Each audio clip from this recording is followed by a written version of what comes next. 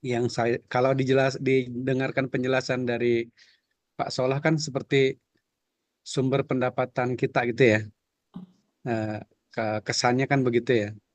Kalau biasanya sih kalau di ilmu keuangan yang saya tahu ada yang liquid, ada yang monetize gitu ya, aset itu kan ya. Artinya ada yang sering dipertukarkan dan ada yang mudah diuangkan gitu, mudah dijadikan uang. Jadi tolong nanti dicek aja, saya khawatir juga pemahaman saya salah. Jadi kalau di ilmu keuangan misalnya, kalau di dana pensiun gitu ya, atau di asuransi, untuk jaga-jaga terjadinya risk event tertentu sebagai bagian dari pengendalian risiko, biasanya ada aset-aset keuangan yang ditolerir berdasarkan peraturan perundang-undangan supaya ketika ada pihak yang akan mendapatkan haknya itu tepat waktu, tepat jumlah, dan tepat-tepat yang lain lah kira-kira gitu ya. Jadi ada aset-aset seperti eh, apa, misalnya sertifikat deposito gitu ya Pak ya, atau yang lain gitu ya yang mudah diuangkan. Jadi tolong dilihat, saya khawatir berbeda saja. Yang kedua, kalau dilihat dari segi presentasinya dan saya juga baca, saya menduga istilah monetize itu lebih pada sumber pendapatan ya. Jadi pekerjaan tertentu atau aset tertentu kemudian dijual menghasilkan uang gitu ya. Atau pekerjaan tertentu kemudian dibayari ujroh kemudian mendapatkan uang. Itu yang saya pahami. Tapi memang kalau dilihat dari tema besarnya kan tentang fraud konten ya, Pak Solah ya. Jadi ini juga mungkin yang saya menjadi agak kurang pas memberikan komentar. Jadi kalau saya itu melihat dari sudut teori yang digunakan ya, tentang teori fraudnya itu, ini sudah hampir menjadi hukum gitu ya Pak Patah ya. Kan kalau dalam ilmu sains itu kalau teori begitu kuat ya dan dibuktikan sedemikian rupa, ternyata benar di atas 99%, biasanya derajatnya diubah bukan teori lagi tapi hukum gitu ya. Seperti hukum Archimedes gitu ya. Hukum berat jenis yang kayak gitu. Itu sebetulnya derajat teori yang paling tinggi, istilahnya hukum gitu ya. Tapi beda dengan hukum dalam pandangan ahli hukum ya atau ahli syariah gitu ya. Itu beda. Eh, saya melihat semangatnya ini, kalau dalam pandangan saya, kalau ini digunakan itu lebih pas juga ya. Riset ini tuh semangat apa namanya, eh, substansinya itu sejalan dengan paradigma Islamnya Kunto Wijoyo gitu ya. Eh, jadi bagaimana mengubah dan merumuskan penafsiran Islam individual menjadi yang sosial struktural, mengubah cara berpikir subjektif menjadi yang berpikir objektif, mengubah pemahaman Islam normatif menjadi pemahaman Islam yang teoretik ilmiah sehingga empirik dan positivistik itu ya terukur. Kemudian mengubah pemahaman Islam yang ahistoris menjadi ya apa, pemahaman yang historis. Kemudian merumuskan formulasi wahyu yang bersifat umum atau general menjadi formulasi yang spesifik dan empirik gitu. Ini menurut saya ini adalah bukti teori-teori Kunto ini masih relevan gitu ya, Kang Patah ya. Jadi saya melihat dari sudut teori, kelihatannya ini sudah sangat bagus gitu. Kemudian saya coba ini ya memberikan masukan aja sedikit ya tentang mana saya tadi udah print out. Eh, saya itu kemarin print out di Jakarta tapi kelihatannya ketinggalan dan print out lagi di rumah. Tapi ini pun agak susah lagi nyarinya nih. Eh, tapi kira-kira begini, penunjukan judul fatwanya itu kurang pas gitu loh Kang ya. Soalnya fatwa 75 itu kan tentang eh, PLBS ya, penjualan langsung berjenjang syariah gitu. Jadi jangan, kalau tentang itu kan biasanya nempel langsung ke judul. Jadi jangan sampai di ini kan lain seolah-olah ada kesan penulisnya itu tidak baca fatwa gitu ya. Itu jangan sampai seperti itulah. Nah, itu kan sebenarnya multi level marketing berdasarkan prinsip syariah, kira-kira gitu. Nah, karena memang teorinya mulai dari teori Freud ya, Freud gitu ya. Kemudian eh, apa yang dilakukan di bagian depan adalah taswik gitu ya, tidak ke subsen dulu, tapi kepada pemasarannya. Maka saya mencoba memberikan komentar bahwa memasarkan produk itu dalam tadi ya, selama produknya itu tidak termasuk yang haram dan maksiat gitu ya, atau yang debatable gitu ya untuk ihtiyatnya. Maka pemasaran itu bisa menggunakan skema ijaroh, skema jualah, skema wakalah bil ujroh, skema samsaroh, atau bahkan ada apa namanya akad terbaru yang ini akad tidak bernama ya. Istilahnya akad wasatoh ya. Akad wasatoh itu takyif fikihnya bisa ke jualah, bisa ke ijaroh, bisa ke samsaroh gitu ya. Untuk menyebut tentang brokerage gitu. Masing-masing punya punya apa namanya punya ketentuannya. Misalnya kalau ijaroh kita sudah memasarkan meskipun nggak laku kita berhak dapat ujroh gitu ya. Tapi kalau jualah kita memasarkan kalau nggak laku ya kita nggak dapat imbalan kira-kira gitu ya. Itu karakternya seperti itu. Kemudian karena saya komentari karena merupakan kegiatan dari muamalat maliyah, pemasaran itu atau marketing atau taswik itu pada prinsipnya bagian dari kaidah al aslu fil asya al ibahah ya. Jadi pada prinsipnya adalah boleh gitu. Namun karena ini pemasarannya juga terkait dengan jual beli, isu kunci dalam jual beli itu kan ada hilabah ya. La hilabata kan gitu ya di teks hadisnya itu. Jadi dalam jual beli itu tidak boleh ada hilabah gitu. Hilabah itu kalau saya menyebutnya hid'ah atau hidaat ya atau penipuan lah kira-kira gitu ya. Nah, di antara teks-teks hadis dan pemahaman ulama terhadap Quran dan hadis terkait dengan penipuan itu, misalnya hadis tentang talaki rukban ya. Talaki rukban itu terjadi ketidakseimbangan informasi tentang harga di pasar sehingga pedagang yang dari kota mencegat orang kampung yang mau membawa dagangan yang tidak punya informasi yang cukup tentang harga, kemudian dibeli tentu dengan harga yang di bawah harga pasar gitu ya. Ini dalam hadisnya memang nggak boleh. Yang kedua, tidak boleh juga tadlis ya. Tadlis itu cacat objek yang dipasarkan itu eh, di, di, disembunyikan gitu ya. Cacatnya disembunyikan untuk mengelabui calon pembeli seolah-olah mabik dalam tanda kutip itu barang itu ya sebelum dibeli kan belum jadi mabik sebenarnya tidak cacat. Kemudian ada gish ya. Gish itu hadis di teks tadi sudah disampaikan juga man ghasyana falaysa minna. Siapa yang melakukan penipuan itu bukan umat kami.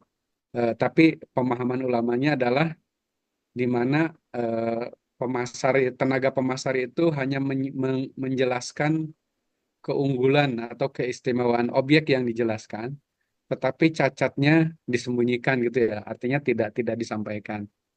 Nah, yang terakhir ada tanajus atau najas, ini penawaran palsu ya. Jadi ada orang yang menawar dengan harga tinggi, tapi tidak bermaksud membeli ya.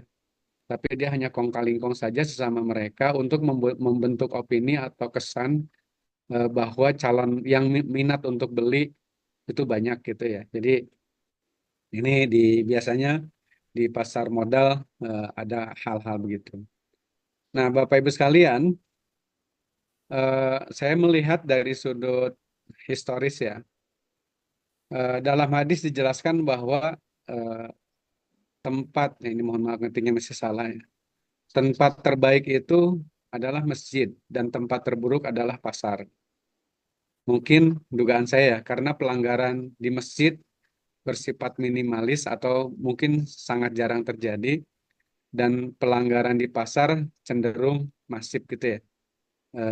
Cenderung masif itu artinya tidak semuanya pelaku atau pedagang itu bohong gitu ya. Karena meskipun bagi pedagang bohong itu maaf, jujur itu tidak gampang. Makanya pedagang yang jujur kalau dia meninggal itu setara dengan syuhada dan solihin. Kalau misalnya gampang kan nggak mungkin juga pedagang yang jujur dijanjikan surga, surga ya. Nah kemudian sehingga misalnya menimbulkan semacam dalam tanda kutip ya apa ada gium atau apa gitu ya. Eh, jadi bohong di masjid itu aneh gitu. Tapi kalau jujur dalam bisnis itu juga aneh gitu ya. Ini kan suatu kondisi yang menurut saya kalau kita berpikirnya berkemajuan ya harus kita ubah, harus kita ikhtiarkan gitu. Terus masih catatan saya, Umar radhiyallahu anhu menduga bahwa pelanggaran di pasar itu terjadi karena minimnya pemahaman dan ketaatan pedagang pada ketentuan bisnis secara syariah. Oleh karena itu Umar RA melarang pedagang yang tidak paham fikih muamalat maliyah dagang di pasar. Ini kan kejadiannya di zaman Umar ya. Itu ada di beberapa literatur yang saya baca. Kemudian Rasul pernah melakukan inspeksi pasar dan mendapatkan pedagang gandum yang curang, tumpukan gandum di bagian atas kering dan di bagian bawahnya basah. Ketika Rasul bertanya tentang hal tersebut, pedagang menjawabnya gandum basah karena kehujanan. Dan kemudian Rasul bersabda, Man gosana falaysa minna. Orang yang melakukan penipuan tidak termasuk umat kami, gitu ya. Nah, hadis tersebut kemudian dijadikan dasar dibentuknya wilayatul hisbah, yaitu sebuah institusi atau lembaga yang bertugas mengawasi pasar dan menindak pelaku pelanggaran. Termasuk Umar pernah memerintahkan untuk membakar rumah karena pemiliknya kedapatan menjual homer, gitu ya. Eh, Bapak Ibu sekalian, kalau itu menurut saya sampai pemasaran itu sampai di situ ya pemahamannya. Artinya bagi saya eh, potensi terjadi kecurangan, potensi ketidakjujuran dan seterusnya itu bukan hanya di dunia bisnis yang dilakukan secara digital gitu maksud saya. Tetapi di dunia bisnis nyata sekalipun, artinya nyata itu konvensional ya. Kita melakukan jual beli secara fisik, penipuan itu tetap ada gitu ya. Artinya makanya saya memandang baik dilakukan secara eh, fisik, secara apa namanya, secara tradisional untuk menyebutnya tidak menyebut secara konvensional maupun eh, secara virtual gitu, itu pada prinsipnya adalah sama bahwa dalam perbisnis itu tadi ada potensi risiko penipuan dan seterusnya yang harusnya kita melakukan mitigasi atau pengendalian gitu ya menurut saya seperti itu. Oke, yang berikutnya karena ini juga menawarkan barang dalam rangka untuk melakukan jual beli, saya mencoba menjelaskan dari sisi ilmu jual belinya ya. Jadi saya mencoba menjelaskan bahwa dari segi yang dipertukarkan atau makud alaih, akad jual beli itu termasuk akad muawadat atau mubadalat, yaitu akad yang bersifat pertukaran yang ditandai dengan adanya dua objek, yaitu mabi dan saman, gitu ya. Keduanya dipertukarkan. Dari segi konsekuensi hukumnya, maka jual beli itu termasuk akad tamlikat ya, karena dampak hukumnya adalah intiqalul milkiyah, yakni berpindahnya kepemilikan objek, mabi yang awalnya milik penjual berubah menjadi milik pembeli, dan saman yang awalnya milik pembeli berubah menjadi milik penjual. Kemudian sigot akadnya, saya kira yang paling umum adalah harus dipahami, diterima, baik antara ijab dengan kabul sebagai kesepakatan. Tentu dilakukan itu harus terhindar dari riba, goror, maisir, hilabah atau gis dan doror. Serta dilakukan oleh pihak yang cakap hukum dan memiliki kewenangan atau wilayah untuk melakukan jual beli secara sukarela ya, tidak di bawah paksaan atau guer mukroh atau onreh mategdad ya dalam bahasa ini. Kemudian mabi dan saman itu harus harta. Tadi sudah dijelaskan, tidak semua benda itu harta, tetapi setiap harta itu pasti benda, baik berwujud maupun tidak berwujud. Kemudian ada ketentuan-ketentuan lain ya yang harus kita taati kalau jual beli secara fisik itu, diantaranya dilarang melakukan jual beli di dalam masjid, menjual senjata kepada musuh dan atau di daerah konflik, menjual mushaf Quran kepada pihak yang berpotensi menghinakannya, melakukan jual beli pada saat adzan Jumat telah dikumandangkan bagi orang yang wajib melakukan Jumat, dan menjual anggur ke pabrik homer gitu ya. Artinya sebagai pemasok terhadap pabrik homer. Kemudian Bapak Ibu sekalian, kalau dihubungkan dengan Muhammadiyah biasanya ada kata-kata kebudayaan tinggi atau peradaban ya.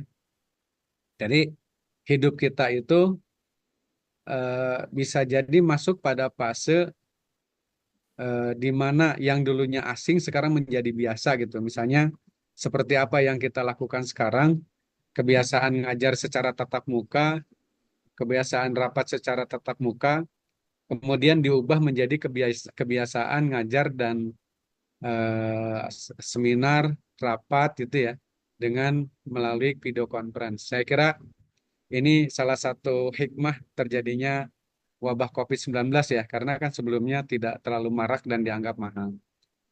Hal yang sama juga saya kira terjadi dalam jual beli, di mana pasar yang pada awalnya adalah pasar fisik diubah menjadi pasar virtual yang terbentuk melalui platform berupa aplikasi, situs web, dan layanan konten yang dapat digunakan untuk melakukan perdagangan melalui sistem elektronik ya, yang dapat mempertemukan antara pedagang dan customer secara virtual untuk melakukan jual beli, baik platform yang berupa marketplace maupun berupa online shop ya, yang dikenal di Indonesia dengan toko online.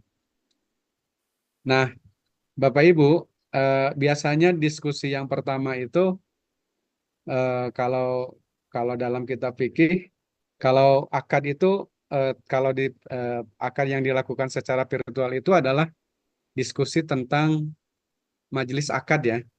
Artinya dalam itu kan berdasarkan hadis bahwa dalam beberapa teks secara implisit menunjukkan bahwa teks hadis itu memang dilakukan atas dasar harus dalam satu majelis akad kira-kira begitu. Tapi kemudian majelis akad sendiri, kalau tadi ada pasar fisik menjadi pasar virtual, maka majelis akadnya juga diubah menjadi majelis akad fisik menjadi majelis akad virtual. Kira-kira gitu ya, Pak Pak Santoso ya. Eh, di mana yang diambil itu adalah intisarinya atau inti atau semangat atau ruh dari majelis akad itu apa gitu. Nah, ternyata menurut hasil bacaan kami di di apa namanya di institusi, eh, ruhnya majelis akad itu adalah insyigol ya. Jadi para pihak itu perhatiannya terfokus sungguh-sungguh untuk melakukan akad atas dasar kehendak masing-masing gitu ya.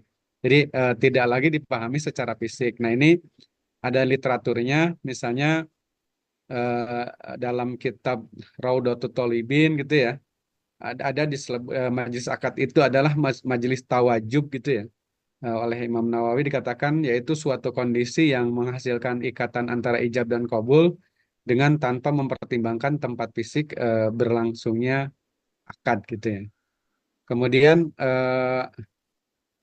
ketentuan dalam kitab ini menunjukkan bukti bahwa memang ulama sangat responsif ya, eh, mengenai apa namanya mengenai majelis akad ini, sehingga pandangannya berubah yang menurut saya ini sejalan dengan kaidah tabirul ahkam bi tabirul azminati wal amkinati wal ahwali wal awaid. Nah, oleh karena itu maka dalam kitab Al-Fiqh Al-Islami wa Adilatuh Wahbah Juhaili mengatakan akad muamalat maliyah dapat dilakukan secara korespondensi melalui saluran telepon, radiogram, internet, atau fasilitas elektronik lainnya selama para pihak berada dalam kondisi sungguh-sungguh dan fokus untuk melakukan akad gitu ya. Itu literaturnya Bapak Ibu sekalian. Nah, ini yang bisa saya sampaikan ya. Tapi tadi kalau ada yang belum saya komentari itu yang pertama begini, terkait dengan kaidah ya, idza ijtama'a al halal wal haram, gulibal haram itu nanti ini kebetulan di depan saya ini ada kitab Al Asbah wa Nadhair li Suyuti ya. Nanti di halaman kalau di yang di rumah saya ini halaman 209 ya, yang terbitnya tahun 1987 ya, terbitnya di Beirut. Eh, jadi betul memang di bagian depan itu ada kaidah idza tama'a al halal wal haram gulibal haram. Tapi di bagian akhirnya di halaman 211-nya itu ditulis pendapat eh, Ibnu Solah ya yang mengatakan kira-kira begini. Kalau dalam harta seseorang di sini lebih ininya itu yang dicontohkan itu adalah tentang uang ya. Di sini bahasanya adalah dirham. Lawih talato dirhamu halalin bidarohimi haramin walam yatamayyaz yatamayyaz patorikuhu ayuk jala qadrul haram eh, biniatil qismah wa yutasarrafu fil baqi gitu. Nah, kalau ini teksnya seperti ini, tapi kalau Ibnu Taimiyah dalam fatwa Majmu'atul Fatawa Ibnu Taimiyah cuma memang saya jarang pakai meskipun di rumah saya ada kitab Fatwa Fatwa Majmu'atul Fatawa Ibnu Taimiyah, jarang saya pakai karena terlalu sering ditolak gitu ya, Pak Fatah ya, oleh masyarakat gitu. Sehingga saya kalau toh menyajikannya lebih pada dalil sebagai apa namanya? Sebagai literatur pelengkap saja gitu ya, tidak literatur inti. Sebabnya gini, hal yang sama saya sampaikan ke forum tertentu ketika mengutip kutipannya pendapat Ibnu Taimiyah itu ditolak, Pak. Tapi ketika ngutipnya pendapat Ibnu Salah itu diterima gitu loh, Pak. Ini memang agak aneh masyarakat kita, tapi ya mau apa lagi gitu.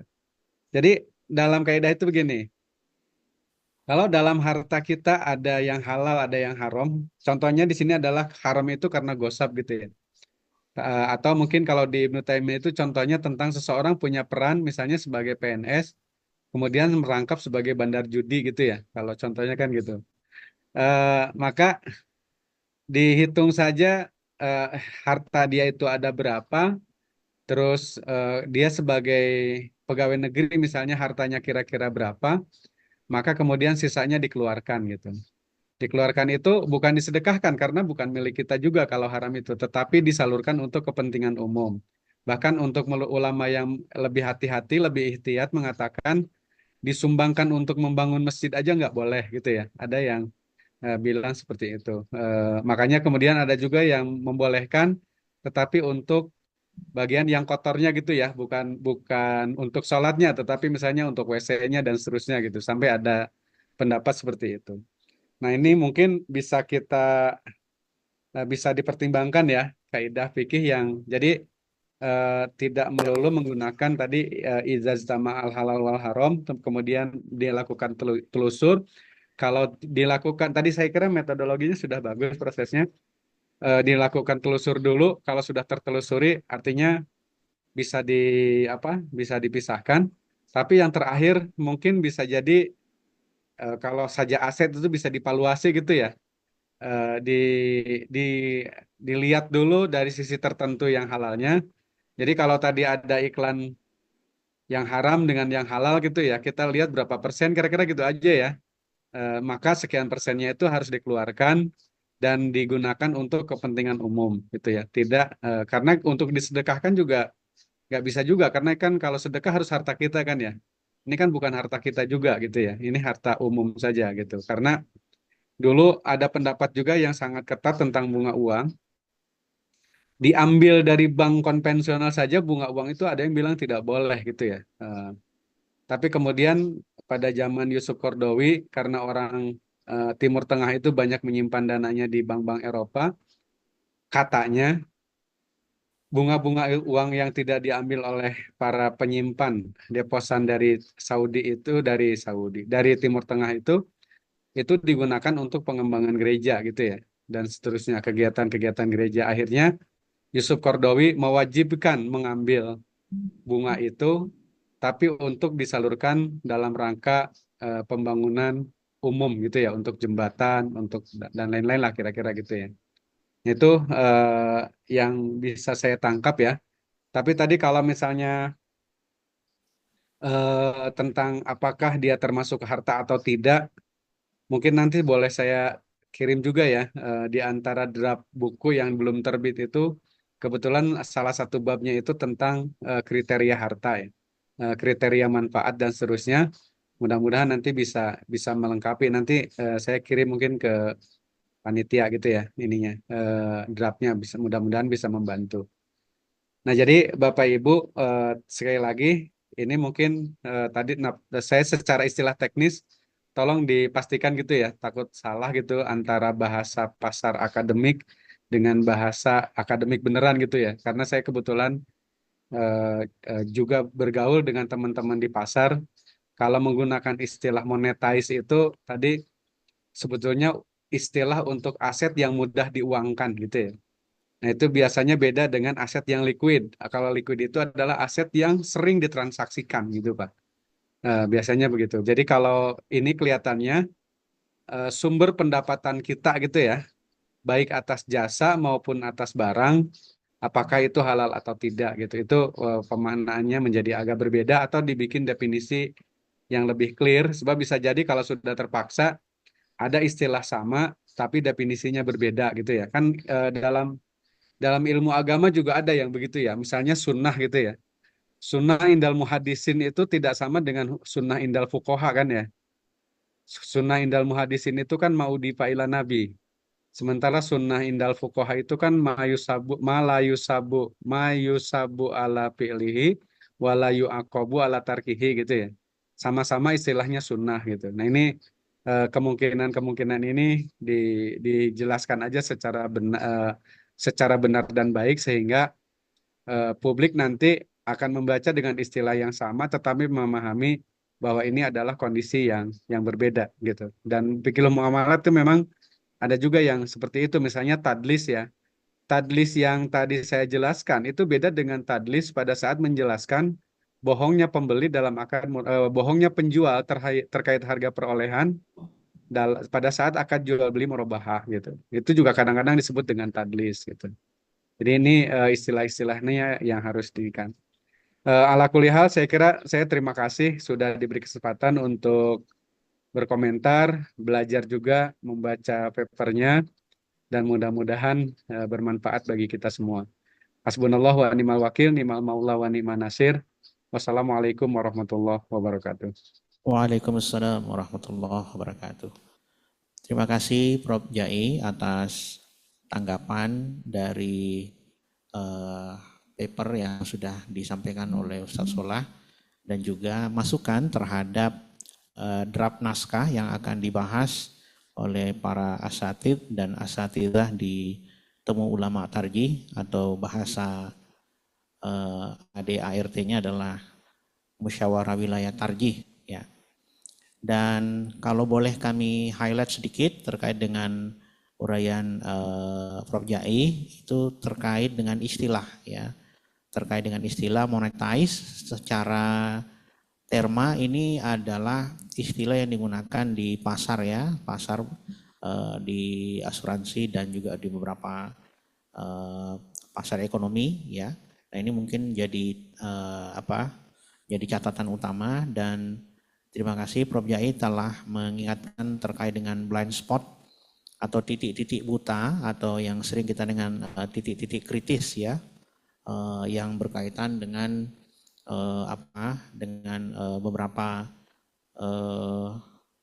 kaedah tadi ya. Ya jadi nanti insya Allah kita akan cek.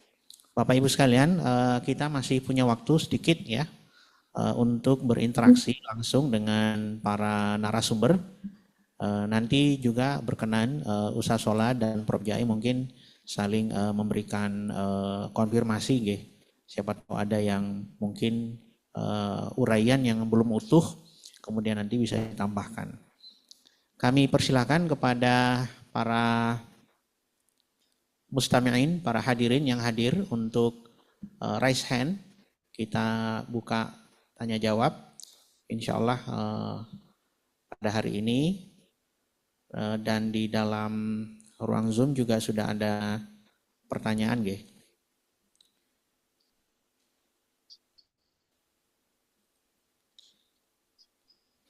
Silakan Bapak Ibu yang ingin berinteraksi sambil Ustadz Farid, silakan dibantu teman-teman unmute Ustadz Farid. Ustadz Farid dari Majelis Tarjih Pemalang. Ya, bismillahirrahmanirrahim. Assalamualaikum warahmatullahi wabarakatuh. Waalaikumsalam warahmatullahi wabarakatuh. Jazakumullah atas kesempatan yang sudah diberikan. Terus terang saya pribadi ini termasuk konten kreator ya, Ustadz. Jadi saya ini termasuk yang sekali mendayung 2-3 pulau terlampaui lah. Kalau bisa sambil dakwah kita bisa dapat maisha juga dari sana gitu ya. Nah, saya juga mencermati ya hasil-hasil sumber-sumber pendapatan dari online itu, dan memang banyak umumnya memang sumber pendapatan dari media sosial itu ya, platform-platform itu ya, dari TikTok, dari Instagram, Facebook dan lain sebagainya itu umumnya itu hitam putih, jadi jelas lah gitu. Kalau misalkan kita melakukan hal-hal yang diharamkan, maka ya kan, kalau misalnya iklannya full haram, maka haram, kan seperti itu ya Ustaz. Nah, yang jadi permasalahan utama itu ketika kita memonetisasi konten kita gitu. Nah, ini yang sebenarnya menjadi perlu pembahasan lebih dalam ya. Kalau tadi Ustaz yang pertama Ustaz siapa ya? Ustaz yang pertama tadi, nah itu kan mengatakan bahwasanya ketika tercampur dua sumber halal dan haram, ya, maka tadi ulibal haram gitu ya, bahwasanya dimenangkan adalah yang haram. Ini kalau kita terapkan, maka kemungkinan besar konten kreator sejagat maya gitu ya, mungkin bisa mencapai 80-90% itu bisa masuk ke dalam kategori memakan harta yang haram gitu, Ustaz. Ya. Nah, karena apa? Karena rata-rata ya dari monetisasi konten itu dapatnya memang dari iklan, dan iklan itu tidak bisa konten kreatornya yang memilih gitu ya. Karena itu semuanya berasal dari platform tersebut yang kita tidak memiliki kuasa untuk bisa memilih ya kontennya yang sesuai syar'i atau tidak. Nah, jika misalnya sesuai dengan apa yang disampaikan Ustadz ya, maka ya bisa dikatakan ya monetisasi konten berarti haram gitu ya. Karena di sana tercampur ya antara yang halal dan yang haram. Nah, tapi saya memiliki satu pandangan ya. Karena kalau misalnya di Facebook itu kita dengar istilahnya itu gajian. Ya. Kita dengar istilahnya itu adalah gajian dari Facebook. Maka ini dalam pandangan saya pribadi ini memiliki konsekuensi hukum yang berbeda gitu dibandingkan dengan tadi ya seorang konten kreator langsung mendapatkan pembagian atau bagi hasil dari iklan. Nah, kalau definisinya gajian ya, maka kita tidak tergantung kepada kita tergantung memang kepada platform. Kalau platform itu jelas isinya hanyalah kemaksiatan ya, isi dari platform itu hanya kemaksiatan. Misalkan isi platform tersebut isinya cuma judi saja ya kan, terus isi dari platform tersebut kerjaannya adalah riba, ya kan, atau mungkin transaksi zina, maka ketika kita membesarkan nama platform tersebut, maka kita masuk ke dalam kategori yang haram, walaupun konten kita konten Islami misalkan seperti itu. Nah, cuman kalau kita lihat sosial media kan platform itu dia umum ya, dia tidak. Facebook itu kan tidak hanya mengelola masalah kita tidak mengetahui gitu kan, tapi umum saja ya. Kita nggak ngerti ya investasi Facebook itu kemana saja. Nah, jadi memang ketika istilahnya gajian ya, maka kita tidak dituntut untuk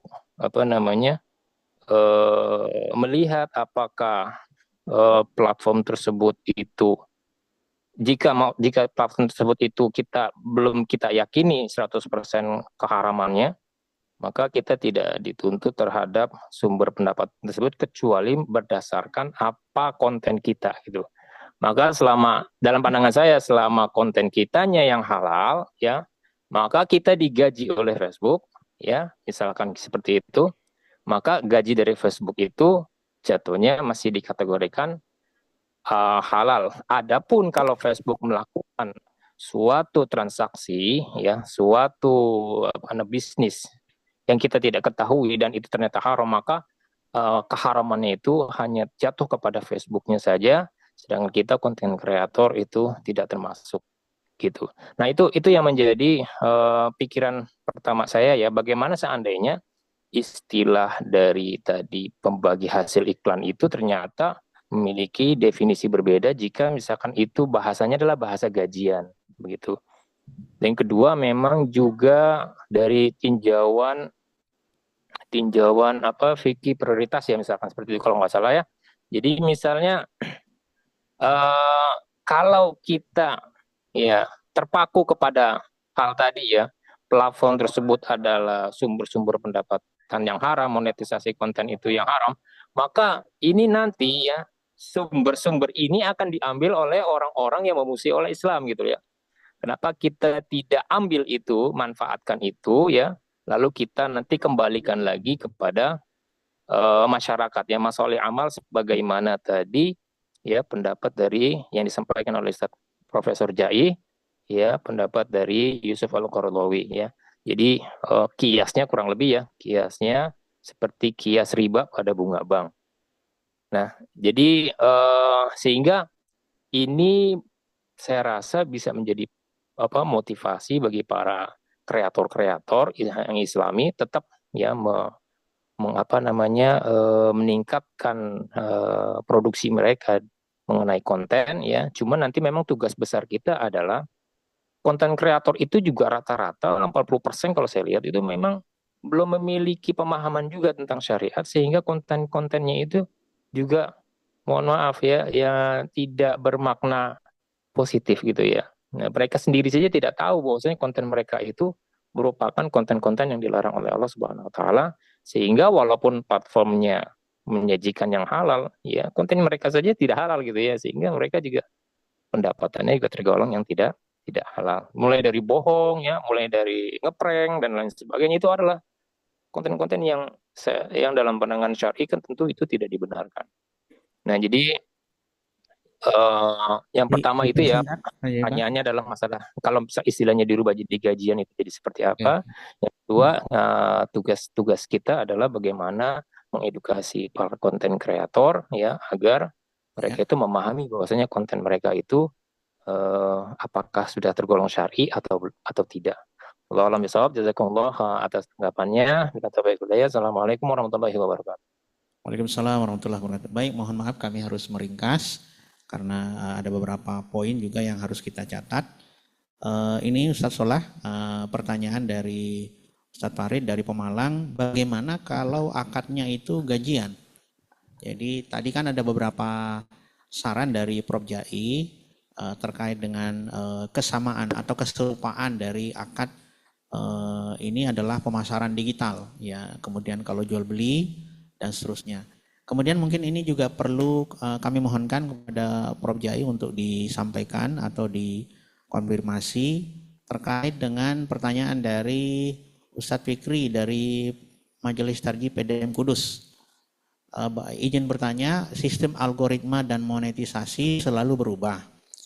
Sebagai contoh, dulu monetisasi di YouTube berdasarkan jumlah penonton. Sekarang YouTube memonetisasi berdasarkan waktu dan menit yang ditonton. Dan perubahan ini pasti akan terus berubah berdasarkan kondisi pasar. Maka bagaimana cara fikih ini nanti menyesuaikan perubahan itu? Nah ini juga menarik mungkin ke Prof. Jai nggih. Karena ini berkaitan dengan apakah kita harus memfatwakan sesuatu yang cenderung akan berubah atau kita menghukumi status yang ada sekarang. Ya seperti misalnya fatwa Muhammadiyah terkait dengan Bitcoin ya. Kemudian bagaimana hukum tentang monetisasi konten duplikasi seperti potongan film, video dan konten kreator lain. Oh ini ibaratnya adalah pencurian konten ya. Jadi ada dua dari Ustadz Fikri ini. Pertama kami serahkan ke Ustadz Solah dulu karena kita harus selesai jam 11. Ya. Mengingatnya adalah hari Jumatan. Baik, yang pertama dari Ustadz Fikri ya tadi. Ya. Ustadz Farid atau Ustadz Fikri? Farid, oh ya, oke. Ustadz Farid. Ini sekedar sharing ya, bahwa sebenarnya saya tadi sudah menyampaikan juga bahwa ketika memang benar iklan itu tidak bisa kita kontrol, itu dulu.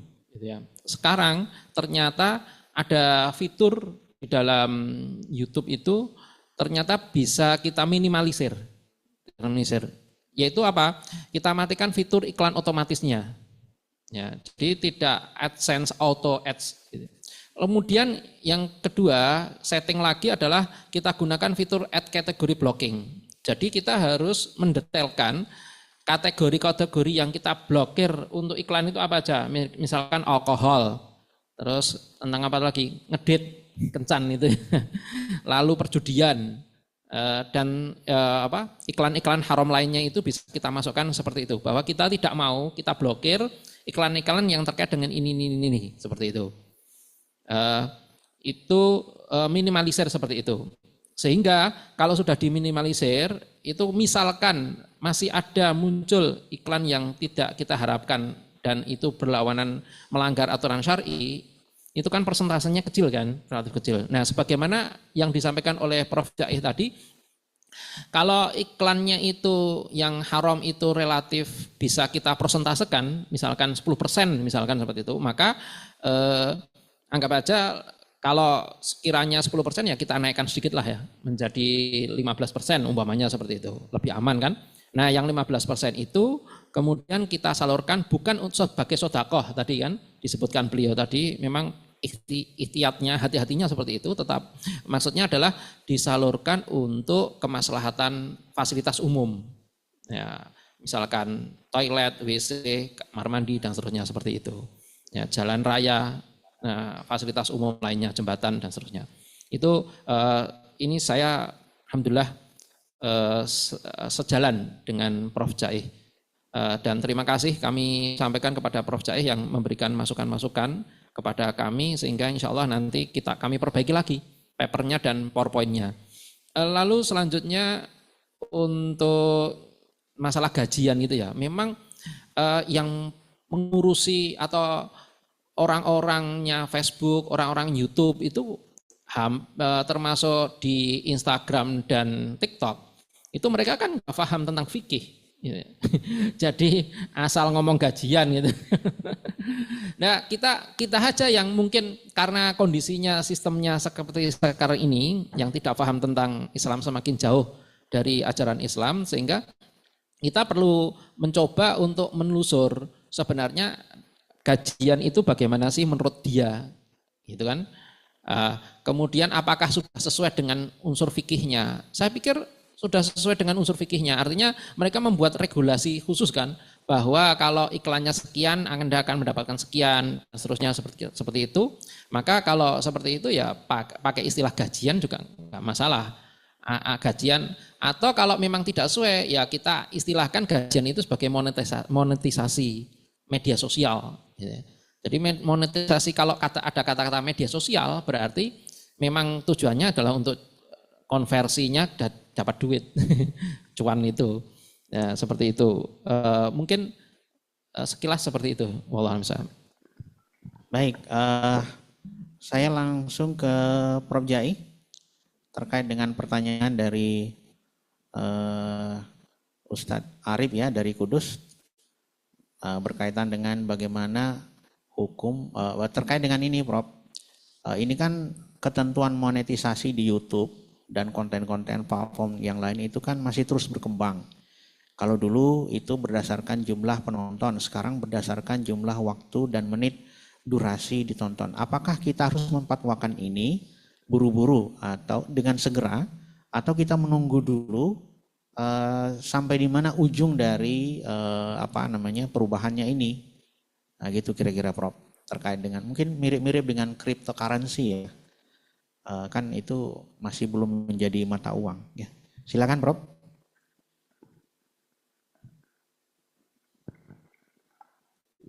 Belum di unmute, Prof.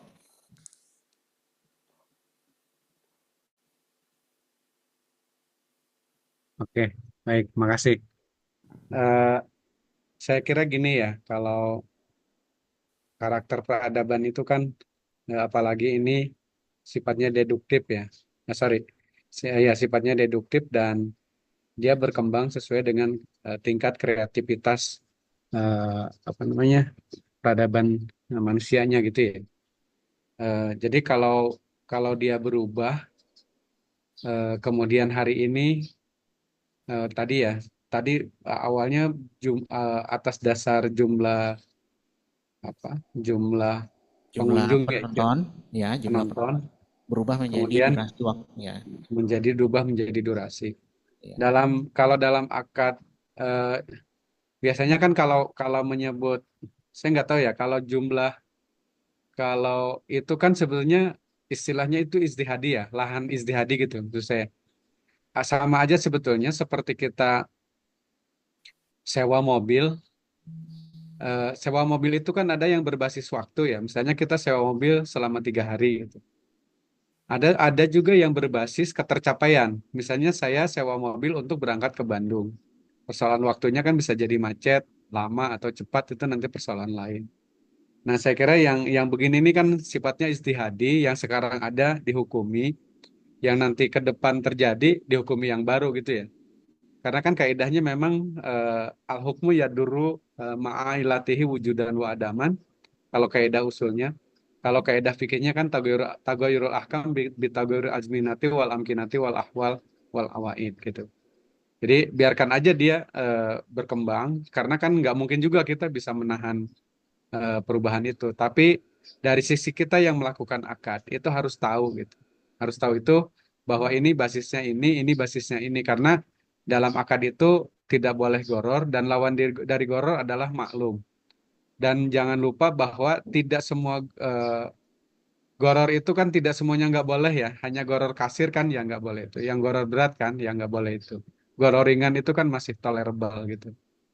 Jadi pendapat saya seperti itu ya. Jadi hukumi saja yang ada, dan hukum itu boleh berubah kalau kondisinya sudah berubah. Dan ini mulai tahun ini kami di DSN sudah mulai belajar mengubah fatwa. Rencananya nih pertengahan bulan kita akan mengubah fatwa tentang rohan gitu ya. Biar kita juga ada pengalaman empirik, karena kan fatwa itu kalau kondisinya sudah berubah kan harusnya berubah gitu ya, terus bisa diubah gitu. Sekarang selama ini kita tidak punya pengalaman mengubah fatwa, meskipun kadang-kadang sudah kurang relevan, eh, tapi menurut saya harus dimulai, karena fatwa itu pada prinsipnya boleh diubah, sebagaimana misalnya mi'yar syar'i di pada fatwa mereka tentang zakat, misalnya ada keputusan nomor 66 yang menyatakan bahwa fatwa nomor 30 itu nggak berlaku gitu. Itu di sana udah biasa ya. Di kita kan belum belum mulai. Karena kita harus sadar bahwa yang namanya eh, berfatwa itu adalah bagian dari ijtihad, dan ijtihad itu nggak ada yang jamin sebetulnya benar. Gitu ya. Jadi bisa jadi suatu waktu dia nggak benar karena perubahan kondisi dan seterusnya. Kalau saran saya sih jalan aja ya, nggak usah nungguin akhirnya. Siapa tahu tidak berakhir juga kan ya. Gitu. Baik. Oke, makasih. Assalamualaikum warahmatullahi wabarakatuh. Waalaikumsalam warahmatullahi wabarakatuh. Baik, Satu lagi nggih dari Ustadz Farid dari Majelis Tarjih Semarang. Tadi raise hand, silakan Ustadz Rois. Mumpung kita masih ada waktu, kemudian nanti sesudah Ustadz Rois, ini ada bergabung dengan kita Ustadz Asep Salahuddin dari Divisi Fatwa Majelis Tarjih PP Muhammadiyah. Nanti mungkin berkenan juga memberikan saran karena materi dari dua narasumber kita hari ini, insya Allah kita akan transkripsikan, kemudian kita tuangkan dalam naskah yang akan disidangkan dan diputuskan keabsahannya di dalam sidang ulama tarjih di Temanggung tanggal 12 Juli yang akan datang. Silakan Ustadz Rois ya tadi ya. Di unmute teman-teman panitia, Ustadz Rois.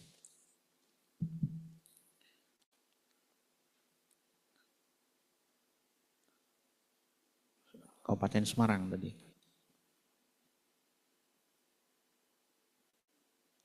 Ada? Rois.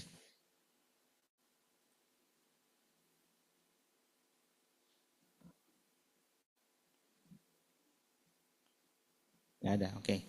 Baik, tampaknya Ustadz Rois tidak terhubung dengan kita sekarang. Kami persilahkan kepada... Halo.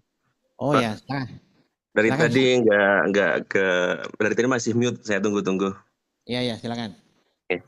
Bismillah, terima kasih kepada semua narasumber dan juga panitia. Pertanyaan saya ditujukan kepada Ustadz Solahuddin ya.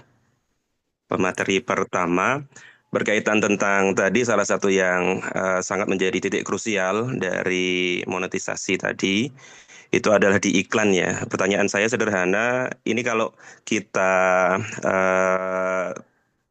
takhrij kepada arkanul baik, itu iklan itu dia posisinya sebagai apa? Apakah dia sebagai saman atau mabi atau saya kira perlu ya kita menghadirkan dia itu secara akadnya masuk di rumpun apa, kemudian kira-kira posisinya bagaimana dan kemudian baru kita hukumi gitu.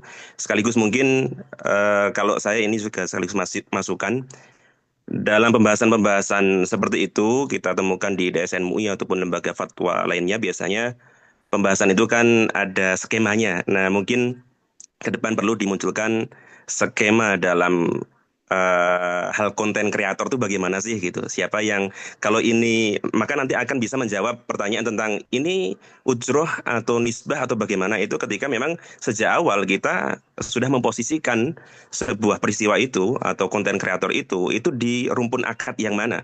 Dari akad apa, kemudian rukun-rukunnya muncul apa saja, elemen-elemen dari yang ada di online itu akan kita tempelkan, oh ini sebagai baiknya, ini sebagai mustarinya, ini sebagai mabiknya, dan lain sebagainya.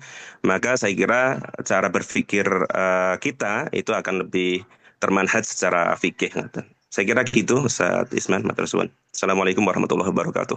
Waalaikumsalam warahmatullahi wabarakatuh. Baik, makasih Ustadz Rois. Ini juga penajaman dari Blind Spot. Untuk kita catat, jadi seminar hari ini itu hanya mencatat titik-titik kritis yang menjadi blind spot kita dan otoritas untuk memutuskan apakah ini akad ju'ala atau akad ijarah atau akad ujrah atau tadi itu nanti di Temanggung ya, nanti di diskusinya di tatap muka dan ini hanya prasaran-prasaran. Tapi boleh nanti kami mohonkan jawaban dari Ustadz Solah dulu dari pengalaman beliau untuk meriset konten digital ini secara karena beliau juga sebenarnya mengajar fikih keuangan digital. Satu-satunya mata kuliah atau prodi magister hukum ekonomi syariah yang punya mata kuliah itu di Indonesia saat ini adalah magister di UMS gitu. Silakan Ustadz. Baik. Yang pertama adalah bahwa kita perlu memahami bahwa aktor-aktor dalam monetisasi itu kan ada tiga ya. Ada tiga. Yang pertama adalah sebagai YouTuber. Yang kedua platform YouTube. Artinya penyelenggara dari YouTube itu. Pembuat YouTube. Maksudnya apa ya? Pemilik perusahaan YouTube. Bahasa mudahnya seperti itu. Owner ya. Beserta timnya. Perusahaan. Kalau saya bilang perusahaan YouTube lah ya. Yang ketiga adalah pengiklan. Baik, sekarang kalau misalkan ada perusahaan mengiklankan di YouTube, minta tolong dong, karena iklannya ini iklan pasta gigi, maka yang terkait dengan pasta gigi dengan umur sekian, dengan pendidikan sekian dan seterusnya, jenis kelaminnya apa dan seterusnya, itu diiklankan kepada mereka-mereka itu. Seperti itu kan ya. Berarti iklan antara pengiklan dengan perusahaan YouTube itu adalah akadnya adalah mungkin kalau lebih tepat ijaroh ya, ijaroh. Ya, saya membayar sekian, nanti tolong dijasa kan itu kan, ijaroh, ujroh. Kemudian yang selanjutnya antara perusahaan YouTube dengan YouTuber. Nah, di dalam regulasi di YouTube itu, YouTuber itu diberi regulasi bahwa intinya kalau kamu membuat video dan menghasilkan penonton, penontonnya sekian, kemudian di antara penonton dari tayangan itu kemudian ada masuk iklan, maka kamu akan mendapatkan penghasilan dari iklan itu sekian persen, gitu ya, persentase. Nah, kalau seperti persentase seperti ini, berarti ada dua kemungkinan. Pertama jualah, itu ya, sayembara. Yang kedua adalah syirkah bagi hasil. Jadi mungkin lebih tepat ini merupakan bagi hasil ya, kerjasama. Jadi kalau gajian itu kan, kalau di Facebook bagaimana? Di Facebook itu istilahnya gajian, berarti kamu membuat konten, dapat iklan, nanti saya gaji sekian, gitu ya. Nanti bonusnya sekian. Gitu ya. Jadi antara gaji plus bonus. Jadi mungkin seperti itu. Kalau lebih tepatnya kalau di Facebook seperti itu. Kalau ada istilah gajian gitu ya, berarti gaji plus bonus. Nah, tapi kalau di YouTube itu modelnya adalah monetisasi. Dia tidak menggunakan kata gajian, tidak menggunakan kata bagi hasil karena mereka tidak paham tentang syirkah. Istilah-istilah jualah dan sebagainya kan mereka nggak paham.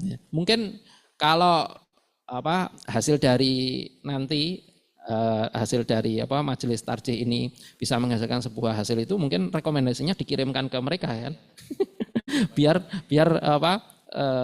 mereka juga bisa adaptasi bahwa kita ini penontonnya banyak loh, ya, potensi untuk menghasilkan cuan itu juga banyak. Jadi tolong kami didengar dong, nah, kayak gitu. Demikian, wallahu a'lam. Kami langsung ke Prof. Jai, silakan Prof. Sekaligus mungkin closing statement terkait dengan mungkin Prof. Jai punya prasaran, ini akadnya tadi apakah kita akan jadikan sebagai ujroh atau nisbah atau apa? Sebelum kami serahkan ke Ustadz Asep Solahuddin, jika beliau masih berkenan, jika beliau masih ada di ruangan gitu. Silakan Prof.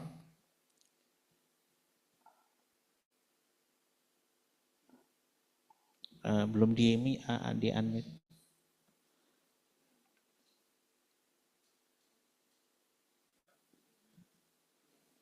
Oke, baik, makasih. Bisa didengar ya suara saya? Ya bisa Prof. Jadi begini Bapak sekalian, kan kalau pilihan akad itu, apakah kalau istilah istilah bukan Umar Wira, guru besar Unpad itu kan ada hukum yang bersifat rekayasa ya untuk menciptakan kondisi gitu, dan ada hukum yang sifatnya mengatur. Artinya yang sudah ada itu kita beri beri tuntunan, beri panduan gitu ya. Nah, istilah itu kan ada di Muhtar Kusuma Atmaja ya. Harus clear itu pertama dari sudut apakah yang kita lakukan itu bersifat pilihan atau bersifat kita kalau mau ikut ya, kalau enggak apa-apa. Artinya ada pilihan atau tidak. Kalau tidak, ya kalau ada pilihan, ya kita sebetulnya akad itu kan kesepakatan aja. Iya. Jadi misalnya saya kurang sehat, datang ke dokter, akadnya bisa ijaroh, bisa jualah kan ya. Iya, Kalau akadnya ijaroh, saya sembuh nggak sembuh tetap wajib bayar dokter karena dokter sudah berikhtiar untuk membuat saya sembuh. sembuh. Tapi Ya, kalau akadnya jualah, kan berbasis hasil kan ya. Meskipun dia ya, sudah berikhtiar lama, tapi saya nggak sembuh kan nggak perlu bayar iya, gitu. iya, Tapi kan kita datang ke dokter nggak bisa juga negosiasi. Saya mau akadnya jualah gitu kan, nggak gitu juga kan.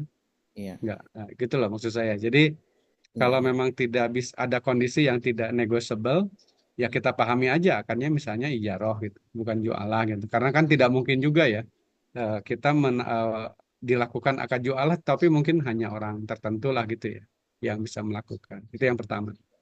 Yang kedua, eh, sebetulnya akad itu tadi ya pilihan para pihak gitu.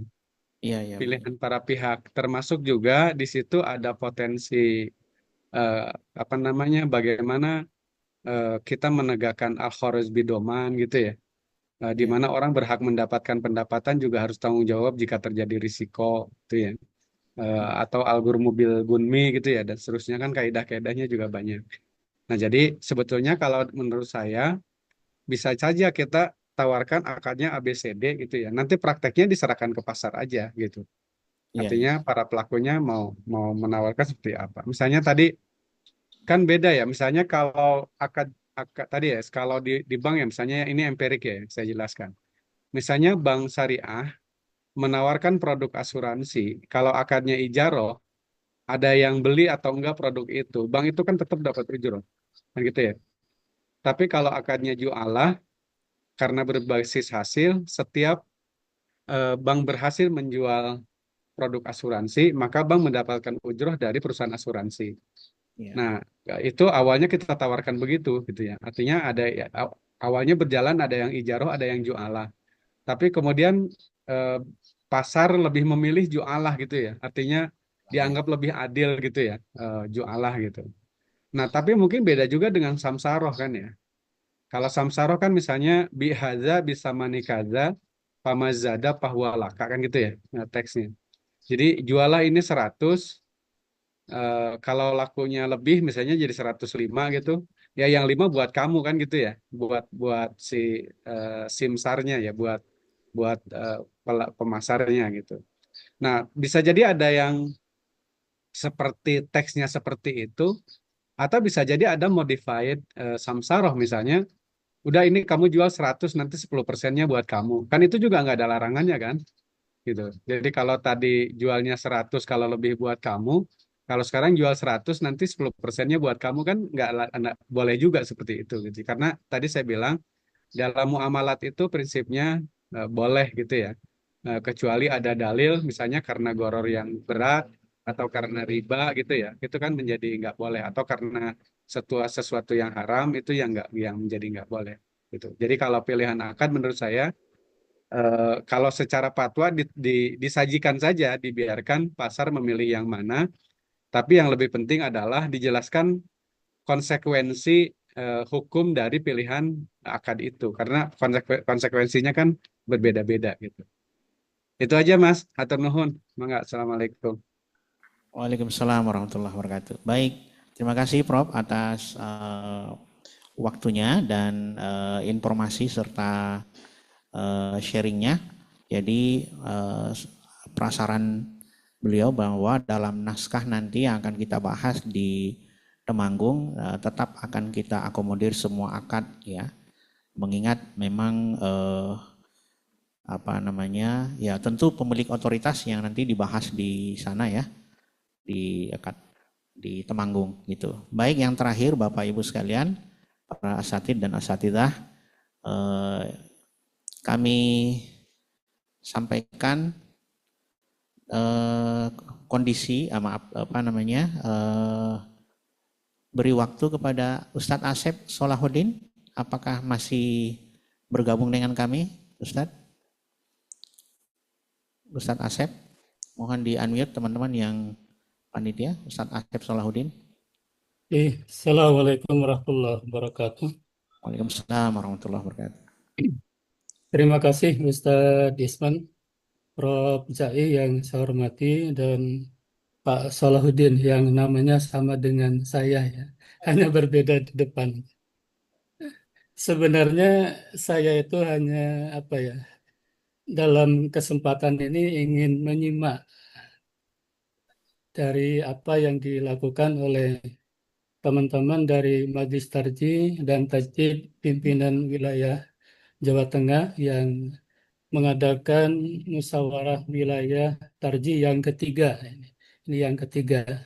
Dalam seminar ini saya tadi menyimak beberapa hal yang disampaikan sehingga tidak memberikan masukan yang mungkin sangat berarti, cuman beberapa yang perlu dipertimbangkan dalam seminar fikih monetisasi ini. Yang pertama mungkin kalau biasanya, walaupun tadi sudah disampaikan secara jelas oleh kedua narasumber, mungkin perlu dipresentasikan dari pihak-pihak yang memang menggeluti tentang media seperti ini ya, sehingga kita bisa bisa menilai sebelum nanti dibawa kepada acara di Temanggung kalau tidak salah. Sehingga tadi ini apa benar yang kita presentasikan ini tepat dengan istilah-istilah itu. Yang kedua, tadi juga sudah disampaikan perlu dikelirkan ada apakah yang kita bicarakan ini masuk pada akad ijarah atau ja'alah. Kemudian yang ketiga, yang terakhir, Dr. Usman, mungkin perlu dikembangkan kaidah tentang idza al halal wal haram gulibal haram itu apakah hanya satu kaidah ini atau ada kaidah-kaidah turunannya ya.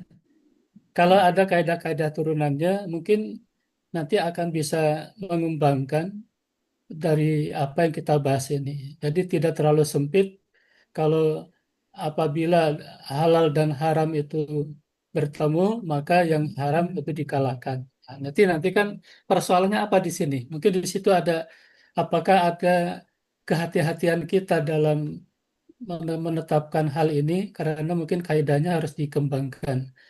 Mungkin ada kaidah-kaidah yang disebut dengan kaidah turunan dari kaidah tersebut. Saya kira itu aja Ustadz Isman. Terima kasih. Tadinya saya hanya menyimak aja. Terima kasih Prof. Jai. Assalamualaikum. Waalaikumsalam warahmatullahi wabarakatuh. Bapak Ibu sekalian, terima kasih pada Ustadz Asep yang telah memberikan highlight ya atau penggarisan bawah terhadap blind spot atau titik-titik buta ya. Kami menyebutnya titik buta karena penyusun naskah biasanya teman-teman dari PUTM Sobron yang nanti akan membantu para narasumber dan menyediakan naskah nanti yang akan dibahas di Temanggung. Kita sampai pada akhir acara Bapak Ibu sekalian, atas nama Majelis Tarjih dan Tajdid pimpinan wilayah Muhammadiyah Jawa Tengah, kami ucapkan terima kasih pada guru kita Prof. Jai dan Ustadz Solah yang berkenan hadir pada pagi sampai menjelang Jumat ini. Dan kebetulan kedua beliau ini memang mengajar ya, Ustadz Jai mengajar, Ustadz Solah juga mengajar di program studi Magister Hukum Ekonomi Syariah Universitas Muhammadiyah Surakarta. Kemudian kepada para panitia juga yang telah menyediakan waktu yang telah mempersiapkan segala acara ini, kami juga ucapkan terima kasih kepada Prof. Fatah yang mengikuti kegiatan ini sampai akhir. Bapak Ibu sekalian, sekian seminar kita pada pagi hari ini sampai siang ya, menjelang siang ini. Kami ucapkan jazakumullahu khairan dan mari kita akhiri dengan bersama-sama membaca hamdalah. Alhamdulillahirabbil alamin. Subhanakallahumma wa bihamdika asyhadu an la ilaha illa anta astaghfiruka wa atubu ilaik. Assalamualaikum warahmatullahi wabarakatuh. Dan untuk menutup acara ini kami serahkan kepada pembawa acara. Bapak Ibu para hadirin, alhamdulillah rangkaian acara telah kita lewati secara bersama-sama dan tibalah kita pada acara terakhir yakni penutup. Sebelum kami menutup, kami mengucapkan terima kasih banyak kepada seluruh pihak yang telah membantu dalam hal proses penyelenggaraan kegiatan, mulai dari pimpinan wilayah Muhammadiyah Jawa Tengah, para narasumber juga pada para panitia. Mari kita sama-sama menutup kegiatan kita dengan membaca hamdalah. Alhamdulillahirabbil alamin. Billahi fi sabilil haq fastabiqul khairat. Wassalamualaikum warahmatullahi wabarakatuh.